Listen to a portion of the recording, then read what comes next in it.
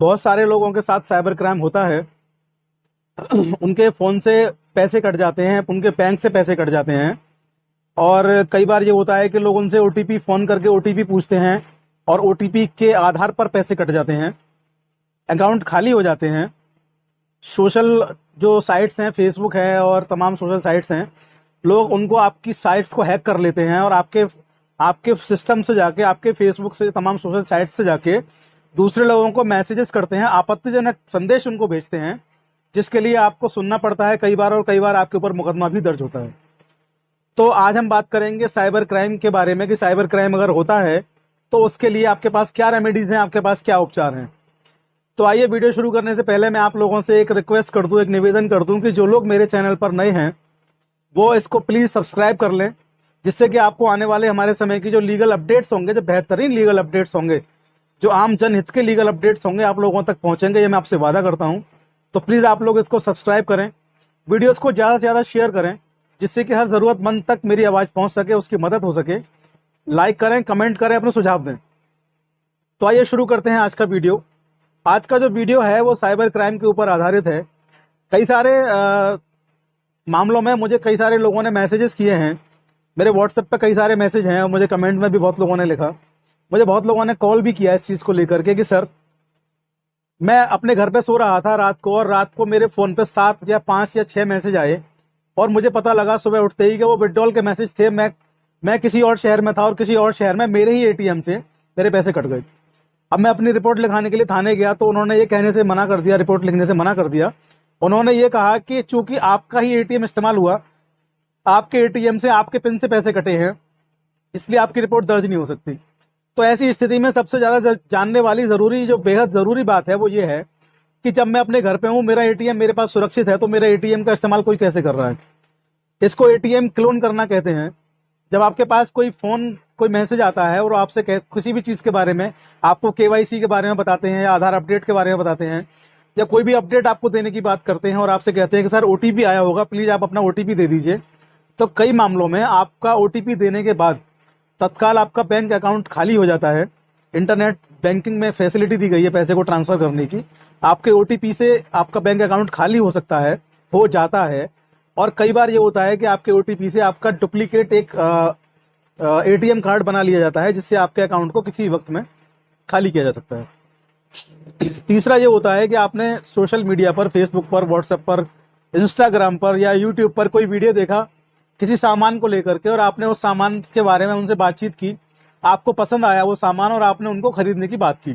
जैसे कि mobile, home accessories, music system, television या एसी या कुछ भी आपने खरीदने की बात की, उन्होंने आपको बहुत अच्छा ऑफर दिया। उन्होंने आपसे कहा कि 40,000 रुपये का एसी हम आपको मात्र 12,000 रुपये में देंगे, कंपनी का ही सीधे वहीं से आ रहा है, और हम बीच में हमारे बिचौलिए नहीं, इसलिए सस्ता है।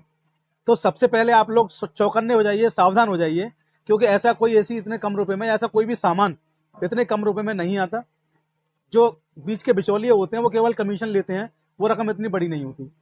तो किसी को भी लालच में आके अपना ओटीपी ना दें, अपना पिन नंबर ना दें। और अगर आपको इस तरीके की कोई डील मिलती है तो उस पर आप लोग पेमेंट ना करें, क्योंकि वो लोग एडवांस पेमेंट मांगते हैं आपसे। एडवांस पेमेंट देने के बाद 7 दिन के बाद आपके घर को सामान डिलीवर करने को बोलते हैं। वो आपसे पेमेंट तो ले लेंगे, लेकिन उसके बाद आपको ब्लॉक कर देंगे, आपका फ़ोन नहीं उठाएंगे, आपसे बात नहीं करेंगे। और ऐसी स्थिति में जब आप सोचेंगे कि क्या करना है, आप अपने पुलिस स्टेशन जाएंगे, तो वो लोग आपसे कहेंगे कि ये साइबर साइबर क्राइम का मसला है, आप साइबर लॉ में रिपोर्ट करिए, साइबर क्राइम में रिपोर्ट करिए। अभी लगभग लगभग हर जिले में साइबर थाने खोल दिए गए हैं पूरे देश में। वो इसीलिए खोले गए हैं कि जब से देश में डिजिटलीकरण हुआ है, जब से चीज़ें डिजिटल रूप में आई हैं, तब से डिजिटल रूप में लेन देन हुआ और फ्रॉड भी हुआ।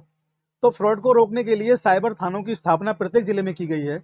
आप अपने जिले के संबंधित थाने में, साइबर थाने में जाके उसकी रिपोर्ट को दर्ज करवा सकते हैं। ये आपके पास पहला ऑप्शन है। और दूसरा ऑप्शन आपके पास इसमें यह है कि आप मोबाइल का इस्तेमाल करते हैं, कंप्यूटर का, लैपटॉप का इस्तेमाल आप करते हैं, आधुनिक युग है, सब कर रहे हैं। तो आपको केवल इतना करना है कि आपको फ़ोन में, सिस्टम में, लैपटॉप में गूगल को ओपन करना है।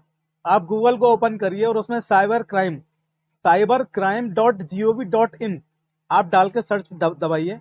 आपके सामने एक विंडो ओपन होगा जो भारत सरकार का है, साइबर क्राइम। आप उस पर क्लिक करिए। जब आप उस पर क्लिक करेंगे तो उसका होम पेज खुल जाएगा।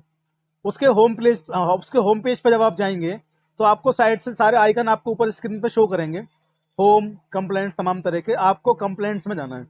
आप कंप्लेंट्स में जाएंगे, वहां आपका नाम, मोबाइल नंबर वगैरह आपसे मांगा जाएगा। अपना नाम, मोबाइल नंबर आप लोग डालिए, आपके मोबाइल नंबर पे ओटीपी आएगा। देन आप अपनी कंप्लेंट को वहां पर रजिस्टर करिए खुद से साइबर क्राइम पर, और वहां जो आपसे फ्रॉड हुआ है उसके स्क्रीनशॉट, फोन से लेकर के, सिस्टम से लेकर के, उसके स्क्रीनशॉट्स को आप लोग अपलोड कर दीजिए। आपकी पूरी कंप्लेंट वहां पर दर्ज होने के बाद, कंप्लेंट जब दर्ज होगी तो आपके दिए गए ईमेल पर और आपके द्वारा दिए गए फोन नंबर पर उसका एक रेफरेंस नंबर आएगा, संदर्भ संख्या। उस संदर्भ संख्या, रेफरेंस नंबर को आप लोग कहीं कागज पर नोट कर लें, उसको लिख के रख लें। अब आपकी रिपोर्ट भारत सरकार के पोर्टल साइबर क्राइम पर दर्ज हो चुकी है, और भविष्य में आपको जो भी पत्राचार करना हो, ईमेल करना हो, उस संदर्भ संख्या के साथ आप लोग भारत सरकार से सीधे पत्राचार करें। सीधे आप लोग भारत सरकार से पूछें कि हमारे संदर्भ संख्या में क्या हुआ। वो आपकी संदर्भ संख्या आपके संबंधित थाने को जाएगी, वहां उस पर जांच होगी, वहां उसकी एफआईआर दर्ज होगी, और एफआईआर दर्ज होने के बाद विवेचना अधिकारी उसकी जांच करेंगे, और संबंधित जो भी लोग हैं, जो अभियुक्त हैं, जिन्होंने आपके साथ क्राइम किया है, उनको पकड़ के जेल भेजेंगे, चार्जशीट लगेगी, आगे जाके मुकदमा चलेगा, उनको सजा भी होगी। तो आप लोग अवेयर रहें। दूसरा, मेरी एक मित्र हैं, उनका एक पर्सनल एक इशू था, मैं वो डिस्कस यहाँ पे मैं करना चाह रहा हूँ, क्योंकि बड़ी परेशान थी, उनको मैंने मोटिवेट किया। दिल्ली से हैं, उन्होंने मुझे लिखा कि सर बहुत परेशान हूँ, बजाज एलियांज से मैंने अपने घर को लेकर के एक लोन करवाया, 90,000 रुपए का, 90,000 रुपीज का उन्होंने लोन करवाया बजाज फाइनेंस से। उसके बाद वो लोन नहीं हुआ, और उस लोन के होने के चक्कर में मुझसे प्रोसेसिंग के नाम पर 5,000, 6,000, 32,000 ऐसे करके करीब करीब 90,000 रुपए ही 2-3 महीनों में ले लिए गए। मेरा लोन नहीं हुआ, और उन्होंने फोन उठाना बंद कर दिया। मैंने इसकी शिकायत करनी चाहिए, मैं इसकी शिकायत कहीं नहीं कर पाई। और आज भी कभी गुड़गांव से, कभी दिल्ली से, कभी नोएडा से फर्जी लोग, फर्जी एडवोकेट्स बनके उनको फर्जी व्हाट्सएप पे मैसेजेस भेजते हैं, उनको फर्जी नोटिस भेजते हैं तमाम जगह से लोग, कि आपने हमारे इतने रुपए लिए हैं, चुकाइए, वरना आपके खिलाफ हम ये कर देंगे, आपके खिलाफ मुकदमा कर देंगे। तो मैंने उनको मोटिवेट किया कि ये सब लोग फर्जी हैं, एक नेक्सस है, ऐसा कुछ नहीं हो सकता, आपके खिलाफ मुकदमा नहीं हो सकता, आप परेशान ना हो।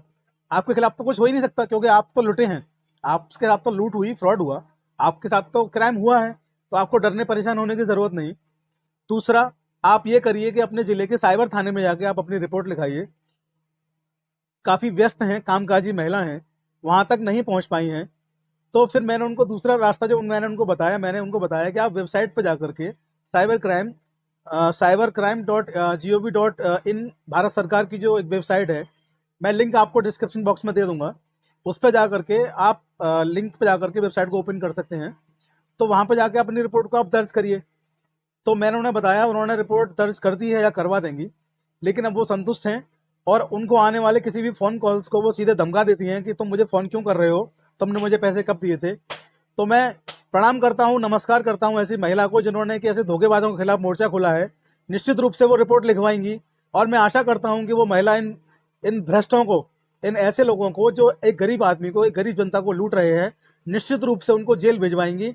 और इस काम में उनका सहयोग करने के लिए हमसे जो भी बन पड़ेगा, हम उनके साथ हैं। हम पूरी तरह से कानूनी तरीके से अपने दायरे में रहकर उनकी मदद करेंगे, और उन लोगों को निश्चित रूप से जेल पहुंचवाएंगे और सजा करवाएंगे। इसके लिए मैं और मेरी पूरी चौधरी लीगल एसोसिएट की टीम, हम समर्पित हैं। बस आज इतना ही।